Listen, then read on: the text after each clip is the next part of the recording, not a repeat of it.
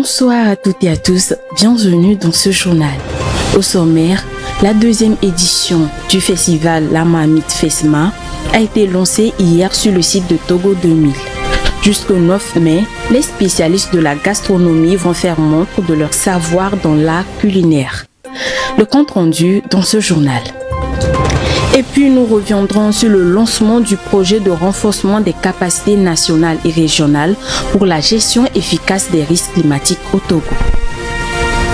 C'étaient les titres. À présent, voici le journal.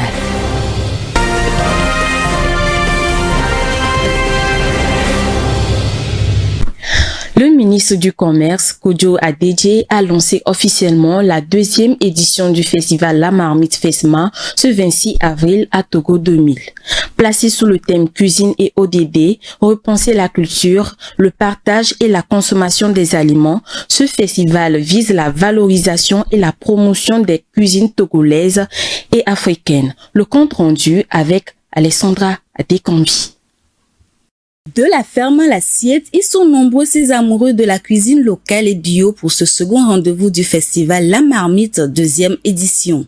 En présence de plusieurs autorités, il est question pour cette édition de faire du consommé local et bio un moyen de lutte contre le changement climatique.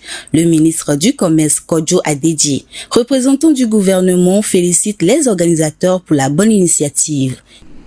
Je tiens ici à féliciter les promoteurs de cette initiative qui est en parfaite adéquation avec la politique du gouvernement de faire de la consommation locale un vecteur de développement socio-économique de notre pays. Cette plateforme culinaire est également une opportunité pour valoriser non seulement les chefs cuisiniers qui seront au centre de toutes les attentions et d'ailleurs très sollicités durant toute la durée de l'événement, mais aussi le producteur agricole, qui est un maillon essentiel de la chaîne de valeur de la terre à l'assiette. Le Togo, comme beaucoup d'autres pays, dépend d'importations pour répondre à sa demande alimentaire. Le changement climatique hypothique les ressources en eau et le rendement des terres agricoles. Pour faire face à cela, la solution se retrouve dans le renforcement de la production locale, la maîtrise de l'eau, de l'irrigation, mais aussi le développement de l'agroécologie. Je suis heureux que le Togo a pu mettre en place une stratégie de transition vers l'agroécologie et la production biologique. Et je suis très heureux que l'Union européenne puisse soutenir une initiative comme le FESMA. Comme je l'ai dit, il y a une sensibilisation qui est nécessaire du côté du producteur par rapport aux pratiques de production écologique, agroécologique, tout comme il y a besoin d'une sensibilisation du consommateur par rapport aux produits locaux. Cuisines et ODD, repenser la culture, le partage et la consommation des aliments, c'est le thème retenu pour cette deuxième édition dans ces innovations. L'actualité nous a incité à adopter, à définir ce thème avec nos partenaires, y compris partenaires institutionnels comme l'Université de Lomé, parce que le FESMA, ce n'est pas, comme je le disais tantôt dans mon intervention, ce n'est pas simplement une question de cuisine, ce n'est pas simplement l'assiette, c'est tout ce qui est depuis la ferme et qui arrive à l'assiette, toute la chaîne de valeur qui quitte la ferme et qui arrive à l'assiette. Donc c'est pour mener cette réflexion à comment faire en sorte que nous produisions, ou nous consommons plutôt ce que nous produisions, pour que nous produisions davantage. Nous en produisons déjà. Personne ne peut lier la qualité de nos productions agricoles. Personne ne peut lier la qualité de notre cuisine. Personne ne peut nier que la cuisine togolaise fait partie de celles en Afrique qui ont une très bonne réputation. Alors pourquoi ne pas profiter de cette cuisine, d'autant plus qu'aujourd'hui tout le monde sait le lien qui peut exister entre ce que nous mangeons et notre santé. Des cuisiniers et chefs venus de plusieurs pays d'Afrique sont déjà présents à ce festival qui réunit plusieurs cultures autour de la marmite. FESMA continue sa mission de contribuer à maintenir l'identité de la cuisine ancestrale togolaise. Vous allez découvrir dans ces 12 jours de mets préparés par les professionnels de l'art culinaire, inspirés par le savoir-faire traditionnel avec les ingrédients du terroir togolais. Des ateliers de formation, des stands, des jeux de tombola, diverses activités sont organisées au quotidien à cette deuxième édition. Pour ces 12 jours d'échange et de partage, Lomé sera la capitale des cuisines africaines. L'Organisation des Nations Unies pour l'alimentation et l'agriculture, en collaboration avec le ministère de l'Environnement et des Ressources forestières, a organisé le mardi 25 avril à Lomé un atelier national de lancement du projet de renforcement des capacités nationales et régionales pour la gestion efficace des risques climatiques au Togo. Cette rencontre vise à apporter à la connaissance des populations le démarrage du dit projet. Le compte rendu avec Rafitou Berigo. Le projet renforcement des capacités nationales et régionales pour une gestion efficace des risques climatiques au Togo est un appui préparatoire à l'adaptation au changement climatique appelé NAP-RIDNES. Financé par le Fonds vert pour le climat, le projet sera mis en œuvre par la FAO, entité accréditée du Fonds vert pour le climat, avec la collaboration du ministère de l'Environnement et des Ressources forestières comme autorité désignée et plusieurs structures étatiques et non étatiques. Pour le chargé de programme de la FAO au Togo, M. Oyetunde Diwa, cette rencontre témoigne de la collaboration entre le Togo et ses partenaires. C'est cette collaboration qui a permis d'obtenir auprès du Fonds vert pour l'environnement un financement d'environ 2,5 millions de dollars américains pour renforcer le processus national de décentralisation de la planification de l'adaptation au changement climatique à travers l'élaboration des plans régionaux d'adaptation au changement climatique qui prennent en compte les secteurs du développement rural, notamment l'agriculture, la foresterie, les ressources en eau. C'est pourquoi les interventions du projet permettront au pays de bâtir un développement national et régional résilient au changement climatique et sobre en carbone. Et son accomplissement sera une contribution à l'accroissement de la résilience des secteurs agriculture, foresterie et ressources en eau, tout en contribuant également à la résilience des communautés locales. Au cours de cette rencontre, les différentes phases du projet et le processus de son déroulement ainsi que les secteurs couverts par le projet ont été expliqués aux participants. Pour le ministre de l'Environnement et des Ressources forestières, Katari Folibazi, les changements climatiques constituent une menace réelle et un défi pour toute la population togolaise. L'arrêt brusque des pluies entraîne un flétrissement des plantes avec pour conséquence une faible productivité. Il rappelle qu'au cours de la dernière décennie, les années 2013, 2015 et 2020 ont été les plus affectées par les impacts néfastes de la sécheresse sur la production agricole. C'est dire que les risques climatiques rendent vulnérables les secteurs socio-économiques du pays. Une stratégie d'adaptation s'avère nécessaire. L'adaptation au changement climatique est un processus par lequel les communautés et les écosystèmes s'ajustent afin de limiter les conséquences négatives et de profiter des bénéfices potentiels.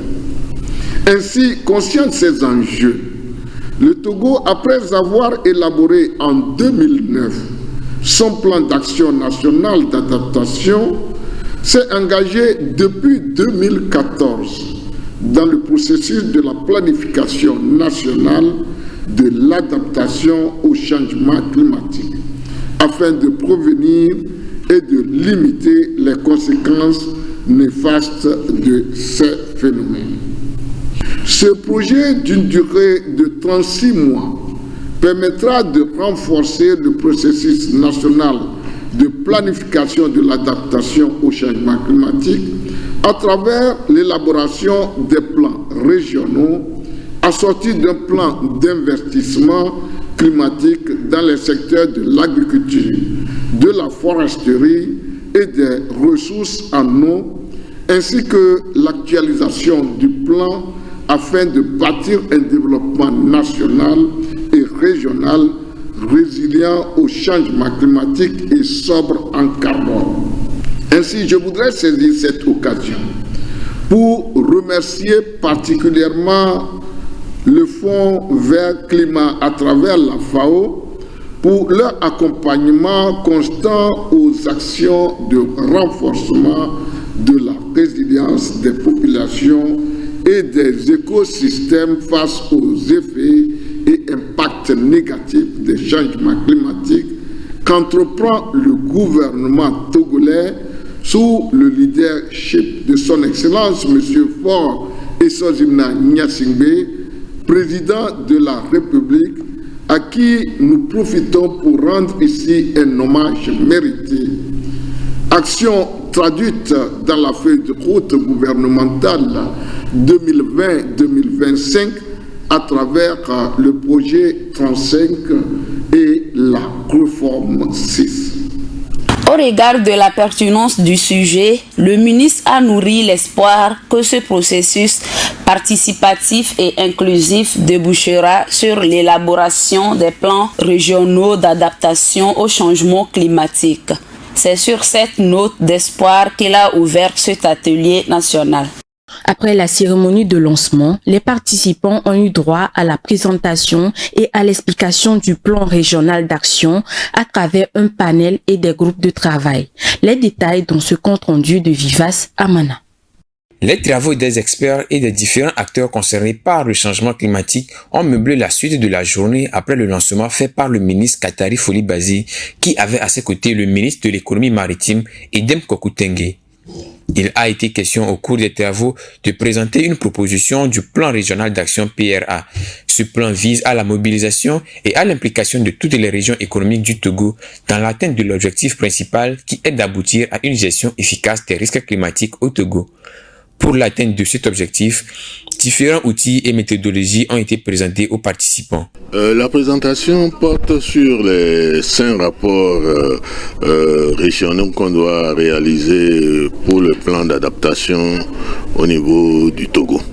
Nous avons la responsabilité technique de la réalisation des 5 rapports techniques au niveau des 5 régions administratives et politiques, et donc diriger les équipes sectorielles qui doivent réaliser ces 5 rapports.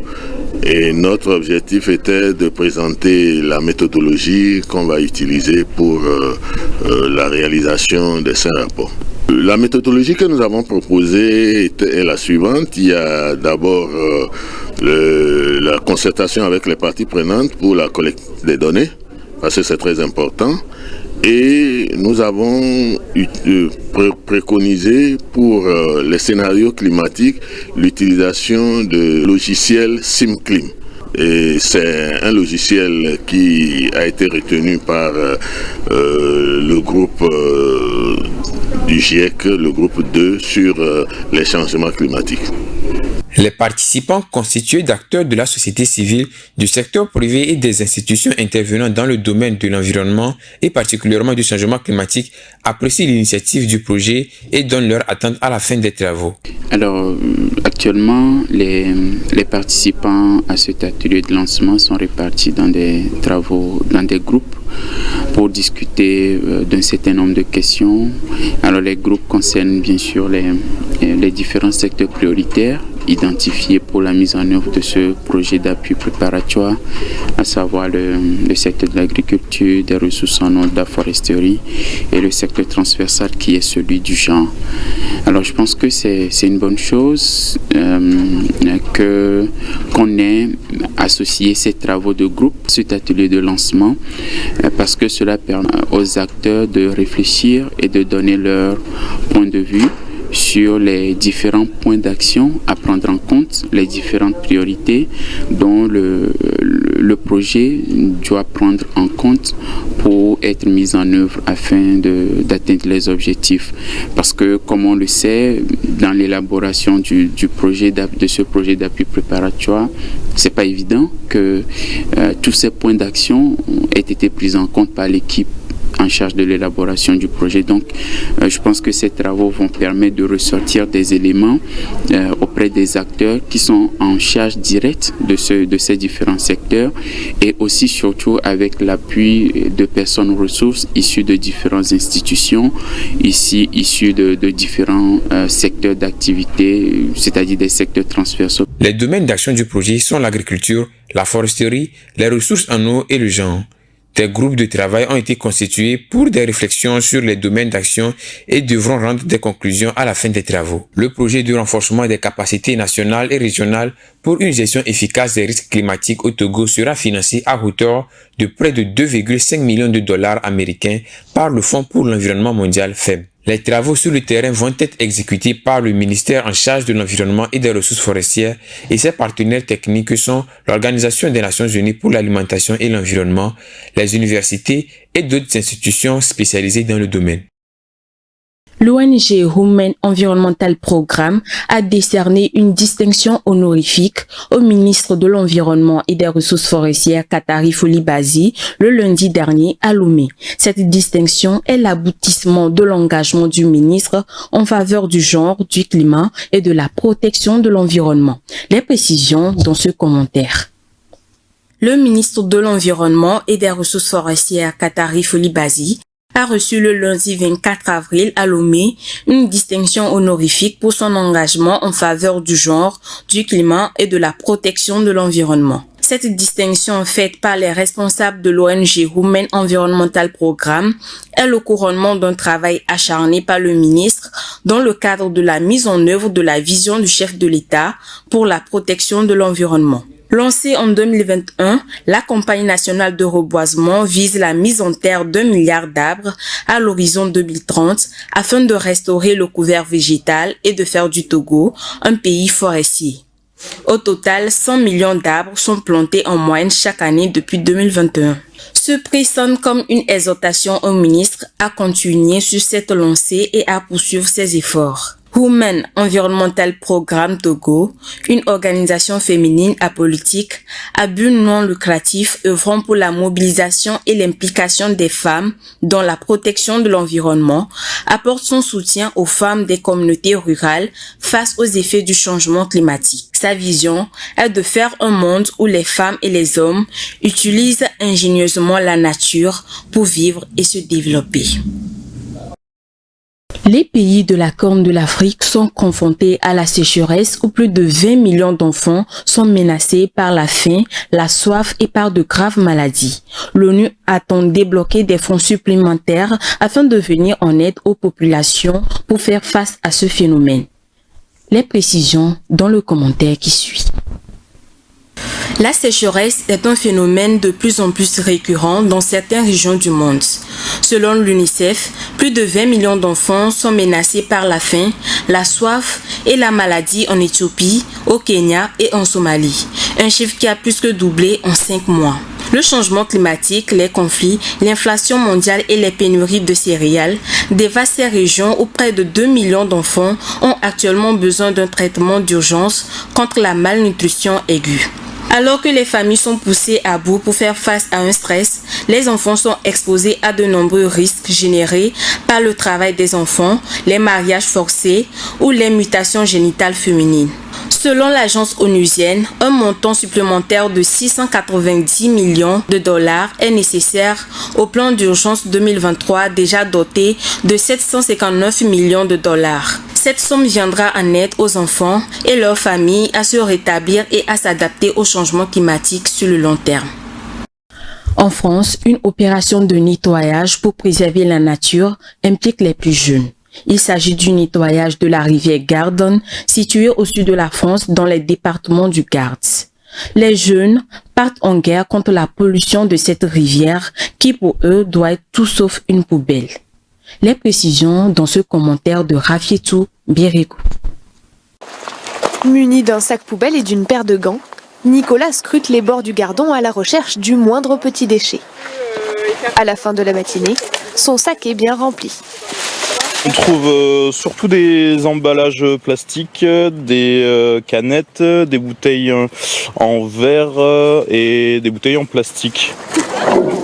Mais pour nettoyer la rivière en profondeur, rien de tel que de se mettre à l'eau. À Colias, 5 loueurs de canoë-kayak ont prêté leur embarcation pour l'après-midi. C'est quoi ça là-haut, Anaïs? Ça là? Ouais. C'est un tuyau, c'est quoi? Tu peux l'attraper ça?